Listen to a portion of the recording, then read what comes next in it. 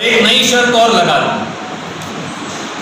तीसरी शर्त यह है कि कैथल और कुरुक्षेत्र के 9 ब्लॉक्स में और प्रदेश में 26 ब्लॉक्स में पंचायती जमीन पर भी धान की खेती नहीं की जाएगी। कैथल के ये ब्लॉक्स हैं पुंडरी, सीवन और बूला। कुरुक्षेत्र के ये ब्लॉक हैं थानेसर, बबैंड, शाहबाद, पेहवा, पीपली, इस्माइलाबाद।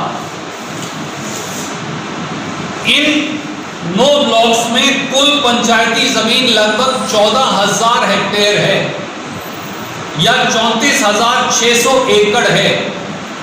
तो इन 34,600 एकड़ में भी ये पाबंदी होगी, यानी 1,33,822 एकड़ किसान की जमीन और 34,600 एकड़ ये जमीन, लगभग 2.25 लाख एकड़ में कैथल और कुरुक्षेत्र जिले में धान की खेती पर भाजपा जजपा सरकार ने रोक लगा दी।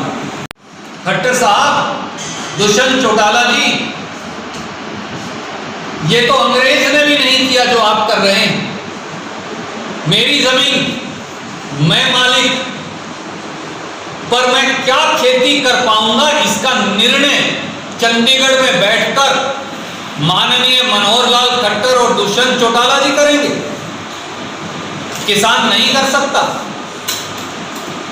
आज आप ये निर्णय कर रहे हैं कि किसान किस अपने खेत में कौन सी फसल लगाएगा, कल आप ये निर्णय भी कर देंगे कि किसान कितने सांस लेगा।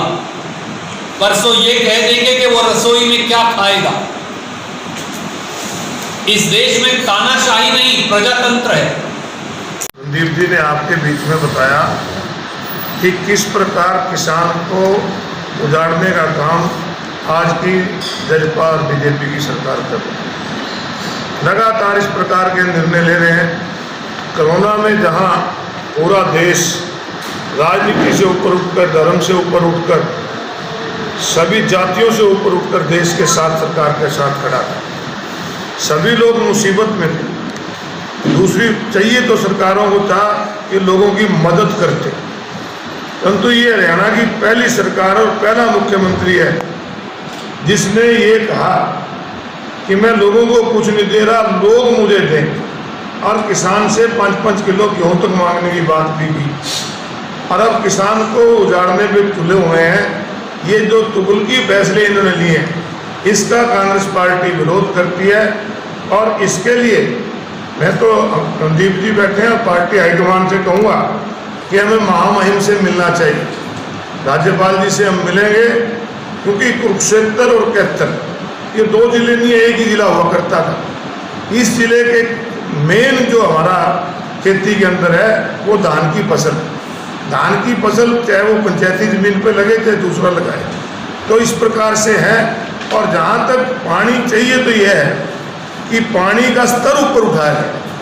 आप ये नहीं कि कोई आदमी मर रहा है उसको पानी ना दो, उसको मार दो।